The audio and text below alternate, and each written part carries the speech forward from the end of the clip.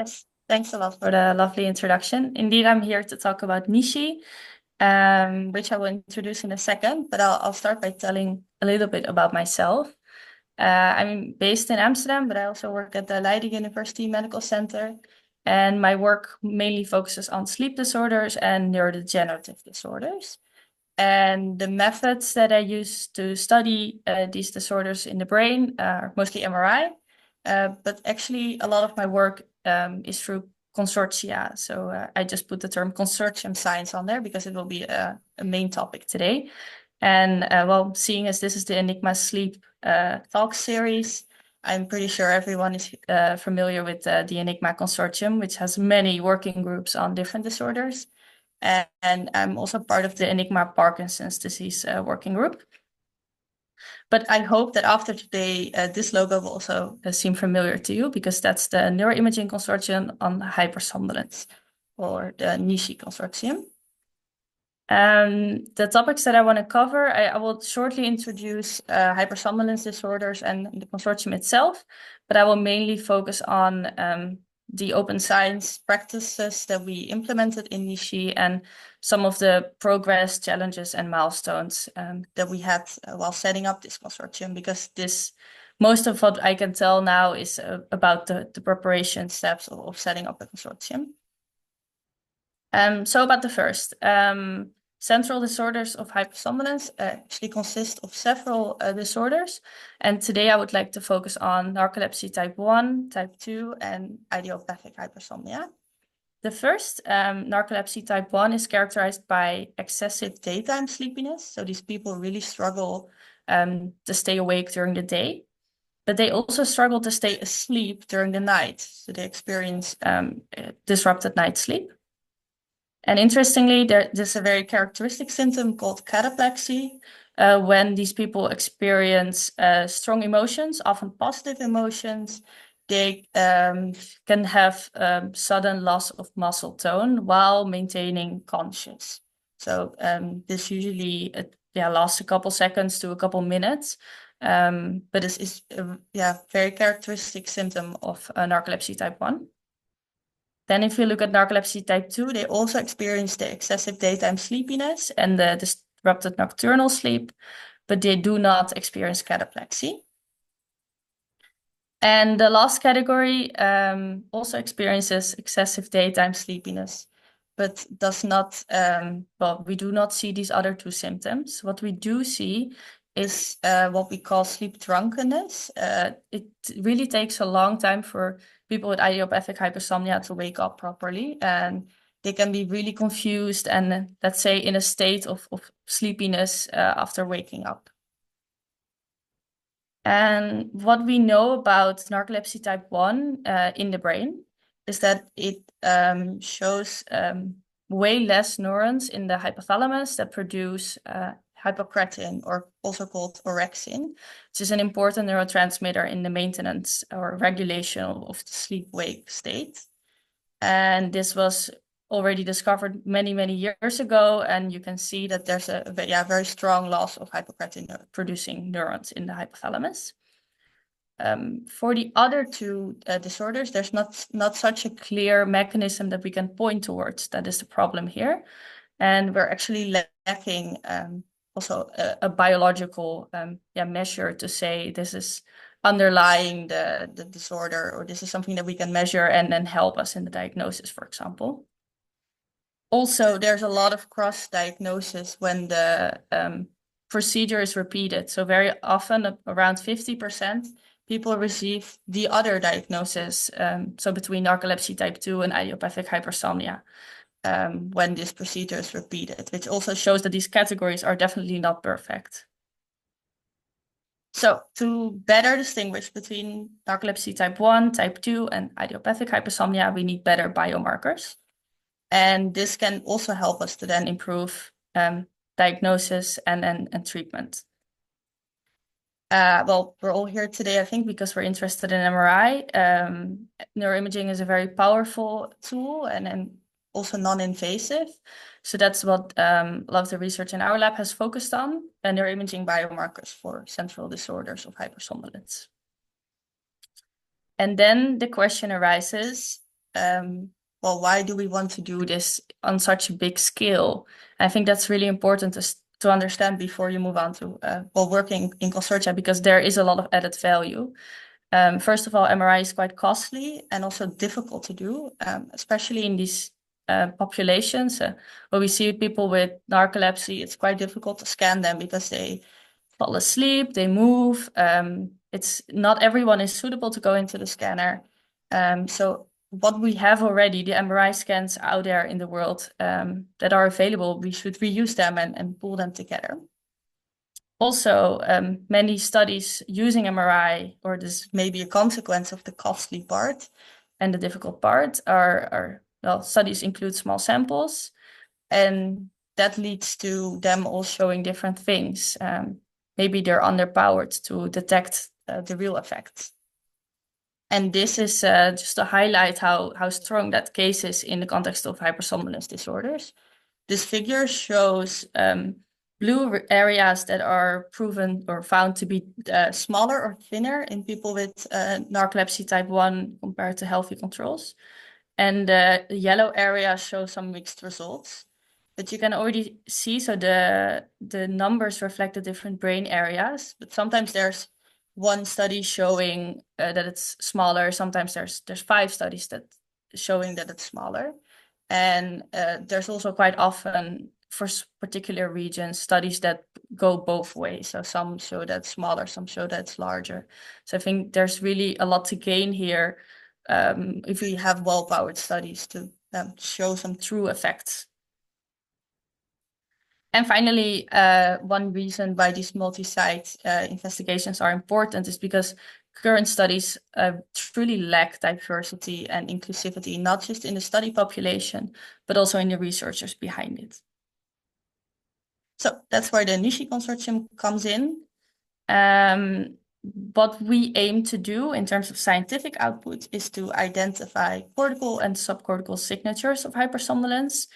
And we want to focus on disorder-specific profiles. Actually, one of the limitations of previous studies is also that they very often only focus on narcolepsy type 1, because it is easier to characterize, but there are very few direct comparisons of narcolepsy type 1, type 2, and idiopathic hypersomnia. And we also want to study these signatures in relation to clinical variables. But we're thinking bigger than just the science here. So NICHY also promises to be a platform for future large-scale investigations of central disorders of hypersomnolence. So this means that we aim to inventorize the availability of all these data for future projects.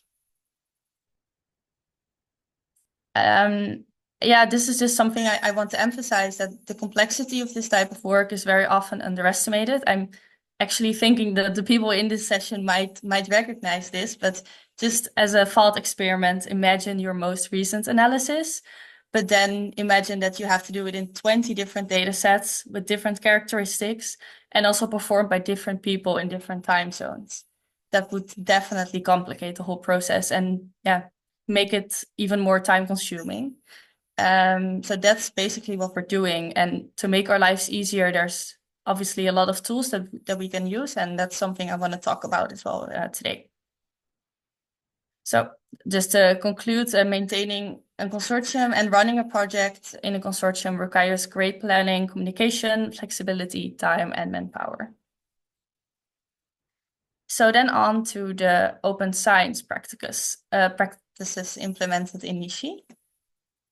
I don't really like the term open science because it's very vague, it's very confusing, and many people have no clue what you're talking about if you mention it.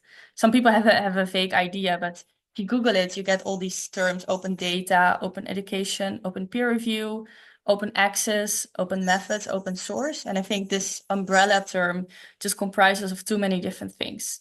I would like to focus on a couple of these aspects today. So one way that NICHY implements open science practices is through fostering collaboration instead of competition.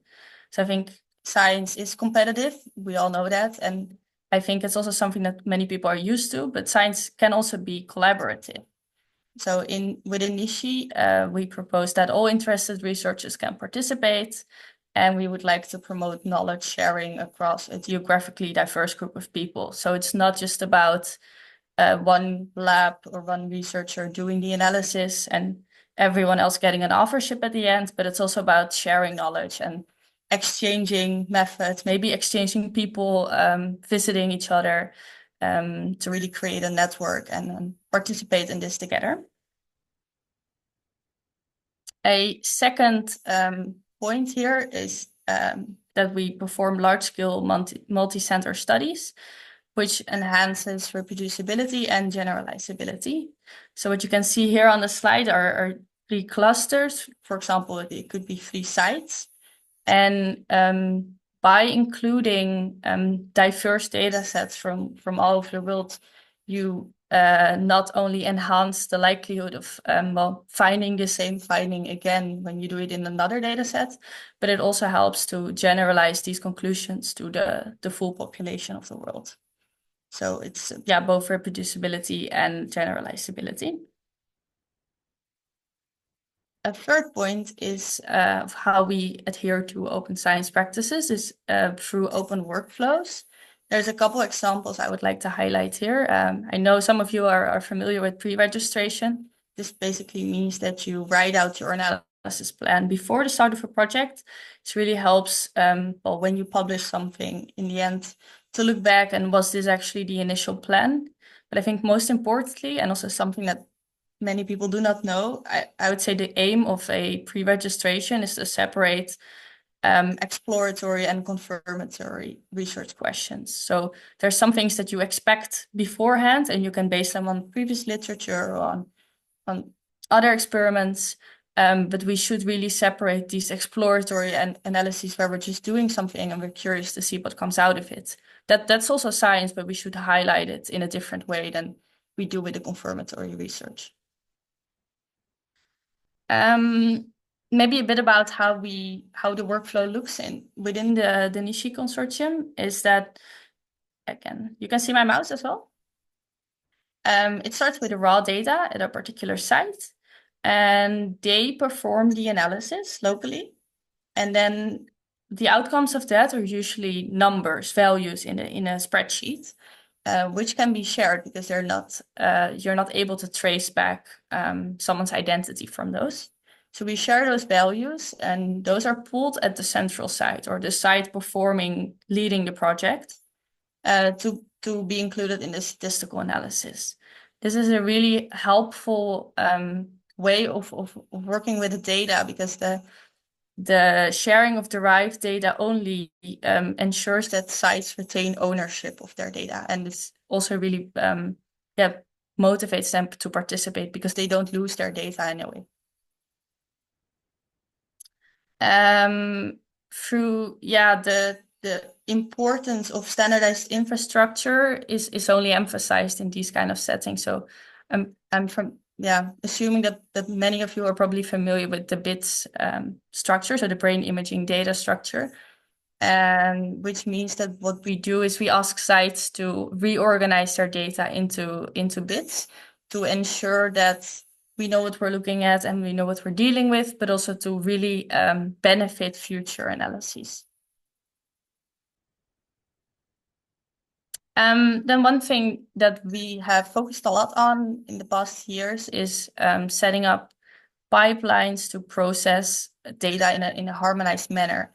And I think especially, go back to the workflow here, especially if all these people are processing their own data, it's even more important to make sure that they all do it in the same way. And that's what this is on. So we work with containerized software, which basically means that you build a container like here that contains everything that's necessary to run the analysis.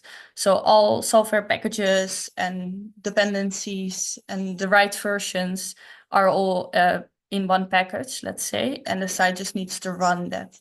So you know that they all use the same version. I think in these type of collaborations, you can always tell someone, well, you should use free server 7.2.0, but you cannot be sure that that's how it goes. So this is really a way to make sure the processing happens in a harmonized manner. To access a container, You typically need either Aptane or Docker. That's the only software people need to install to run a container. So after this, it's also a way for us to make the analysis as easy as possible. It's really a plug and play system. So we send the container over, or like make sure they know how to access it, and people only need to press play and send us the output. These are just some examples of standardized pipelines, which is something that we really try to use as much as possible, because I feel that especially in the world of neuroimaging analysis, there's so many software available to do similar things, and you always need to make decisions about what to use and which parameters to tweak. And I think as much as possible, we should rely on standardized containers and standardized pipelines to make sure that our research is reproducible.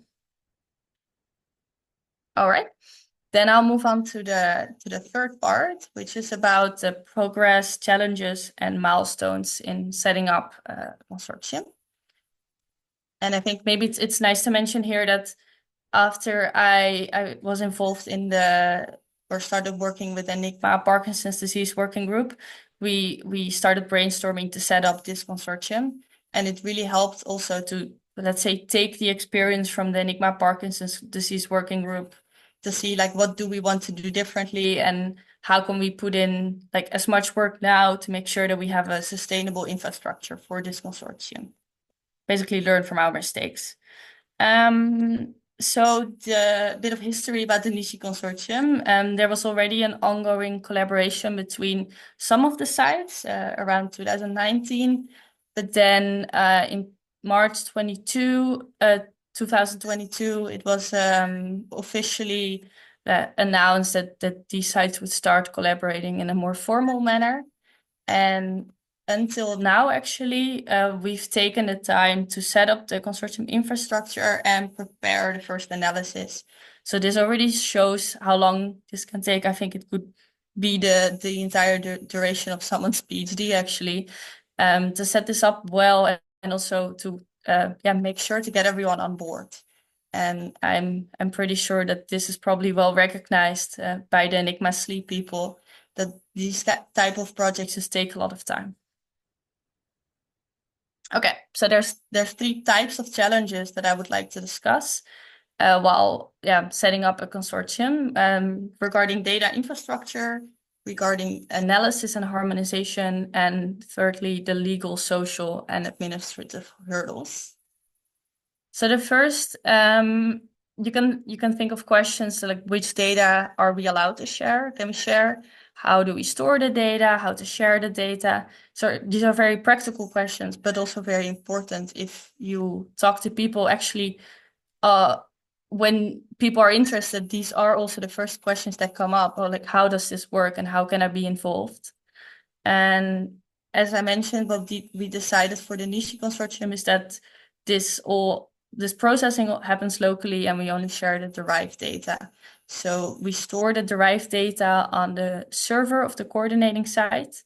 And this way we do not have to deal with sharing raw MRIs, for example. I've highlighted a couple, let's say, mini take-home messages along the way, and they're in these nice frames because I think they are really important. And the take-home message here really would be that local data organization matters. Also something that we learned within ENIGMA, but if you approach this from the perspective of, well, people can process their own data, it doesn't matter what they do as long as they share the right data with us. 10 years later, everything will be one big mess. So this is why we really decided here to, let's say, force upon some standardized infrastructure and an organization to make sure that the local data organization is also up to certain standards to benefit everyone, basically, not just the people processing, but also the people to receive the data. And then these are some common questions that come up with regarding data analysis and harmonization. So we deal with many different formats, different analysis environments. Some people have these fancy high computing clusters to work on. Some still process the data on their local computer. or just a desktop computer in the lab. Some need a lot of guidance and some have that experience. It's quite difficult to standardize quality assessment on the analysis output. And one thing that I want to devote some attention to is the side effects that we find in the data, because we do know that different scanners, different protocols, they do introduce large effects into our outcome measures. So first, how to deal with side effects. There's two possibilities currently out there. The first one is to correct for them in a statistical analysis, for example, by correcting for site as a random intercept. So basically what we see here is this is a simple linear regression with just a line drawn through a cloud of dots. And here we are looking at a multi-site data set with all the colors representing different cohorts or different sites. You can see that while by including site as a random intercept, you allow the starting point of the line to vary, but not the slope. The slope is still fixed. The second method is something you can do before statistical analysis, which is called combat patch adjustment. And I want to show this example of a colleague who also worked with multi-site data. He had data, this is average cortical thickness. And you can see that from Brazil, India, the Netherlands, South Africa to the US, this actually varied a lot. Not just the spread of the data, but also the median. And while running combat, which is an algorithm to take out the site-specific effects, but to preserve a biological variation.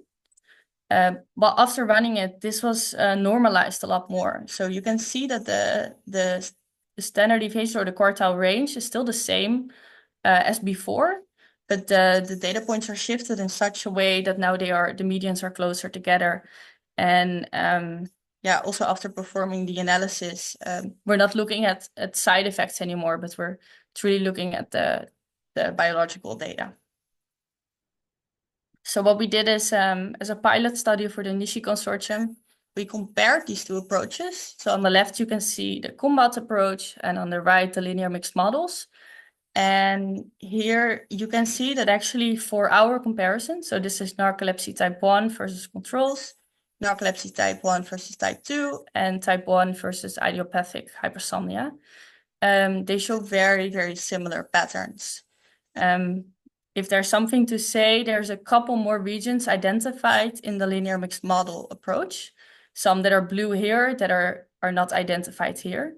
But overall, they all show a thinner cortex, and they show very much the same regions to be involved. Then if we set this out in a more, well, it's still not quantified, but it's while looking at the p-values, we actually discovered that there was a huge effect of the FTR correction here, not so much of the method to correct for site. So maybe just a quick, let's say, summary of what the FTR correction does is that it corrects for well, the multiple testing problem, running a lot of different comparisons or tests at the same time. And it's quite sensitive to the distribution of p-values. So what we can see here, again, combat and linear mixed models, but here we see all the regions that were identified that were significant before FTR correction. So that's the uncorrected column. And they are sorted from very significant to still significant, but just below the threshold. And you can see that after the FTR correction, only these survived were still considered significant or below 0.05. And that was quite different for the linear mixed model approach, where you can see that there's a lot more regions that survived this correction, whereas to start with, they were almost identical in the regions they identified. Only the pink regions at the bottom were different. So I think at least for our data set, these three cohorts, this pilot analysis, we can conclude that it doesn't matter very much if we use combat or linear mixed models to correct for side effects. But I would really encourage everyone to keep this in mind and also look into their own data if they're using data from different sites. because it is important to correct for them, and the method that you use to do that can also really affect your results. I think typically what we do is that we present both methods in the manuscript, one in the main text and one in the supplement. So yeah, that's the take home here. Side effects can even be larger sometimes than biological facts of interest. So it is very important to correct for them.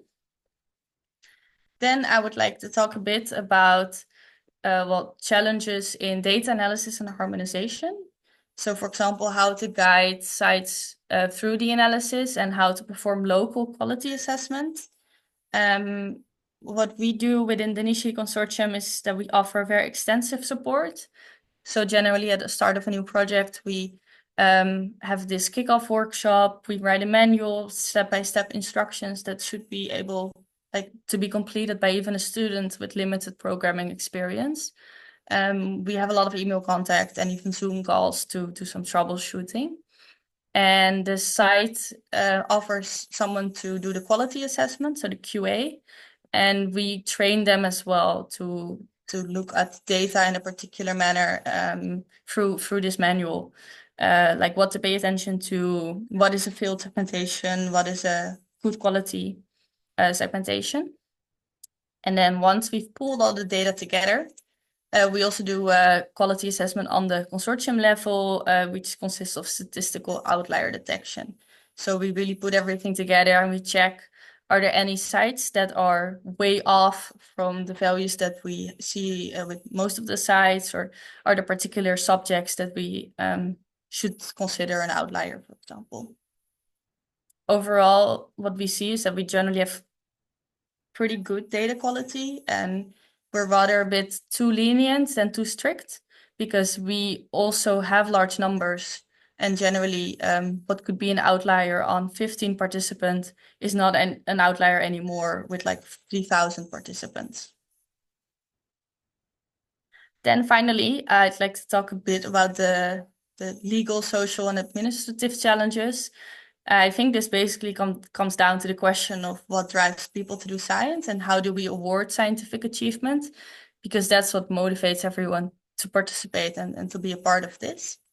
So questions related to this are, if a site participates, what do they get in return? Who can use the data? Who makes the rules about that? How to convince people to participate? And also some questions that are more related to the legal process behind this. To address these two questions, within NICHY, we've decided to go for a democratic framework. So this basically means that we have the concepts outlined in the memorandum of understanding, and there's a steering committee that coordinates and maintains the consortium. But the people in this committee also change every so now and then. And any site that's part of the consortium can propose a project and run a project. So that's not a right that's only for the steering committee. And so far, that's also something that we've seen. So even though this consortium is still in the very early stages and the first project was initiated by, let's say, the core team, we've now also received a project proposal from another site. And there's actually a lot of people that are interested in working with these data. To facilitate the data sharing, we set up a shared legal data sharing agreement for all the sites together. So this is what we call the consortium agreement. This is legally binding, and this is an agreement that we first, let's say, drafted and then shared with all the sites to get feedback on. And how it basically works is that the initial sites that were part of this process can provide feedback. And now we've reached a point that there is a final agreement that new people interested to join have to sign. So this means that we do not have to set up a data sharing agreement every time someone joins, because there's this one agreement that binds everyone together. Yeah, I think some questions that came up in this process are like, what is raw data? What is derived data? And where do you draw the line? I think it's very clear if we're talking about a raw MRI scan that just comes from the machine, or let's say a number in a spreadsheet it's not possible to trace it back to an individual. but there's also some gray areas. For example, if a MRI scan is descaled and it's in M&I space, is it then allowed to share it? Those kind of things. And also, what is the difference between anonymized and pseudo-anonymized data? All these complex concepts. Yeah, it's pretty complex to define these in a legal agreement, also because we're working with people that don't know anything about MRI. But that's something that we encountered, and I think also together with the legal departments of all these other sites, we found a way to define these in a manner that's everyone's happy. And then there's something that's, I think, more of a social challenge. That how do you get people in? Like how do you get people to participate? And it's just through networking, showing progress. You can promise them a co-authorship on a high impact publication in a couple years, but it's still something that you need to convince people that this is something worth participating in. I think that's something that is really a struggle in the beginning of a consortium. For example, we see now in the ENIGMA PD working group is like once a consortium has existed for 5-10 years, there is a lot of output already, and you will just get requests of people wanting to join. But in this early stage for NICHY, it's important to convince people to participate. And what we learned in this process is that it's really motivates collaborators to see some progress. So for example, the pilot analysis that I just shared and the consortium agreement, the pre-registration, those are all things that really move people forward. Even with annoying admin-like tasks such as the signing an agreement. All right, then just to take home. The first part of this talk really focused on the open science principles that we implemented within NICHY. Most importantly, fostering collaboration, performing large-scale multi-site studies, and also adhering to open workflows. And the second part focused on some challenges that we encountered in terms of data infrastructure, data analysis and harmonization, and legal, social, and administrative hurdles. But I think finally, I want to end on the positive note, of course. So I think all of this effort is really necessary, and also it is rewarding in a way that the end product will be science that is high impact, geographically diverse and inclusive.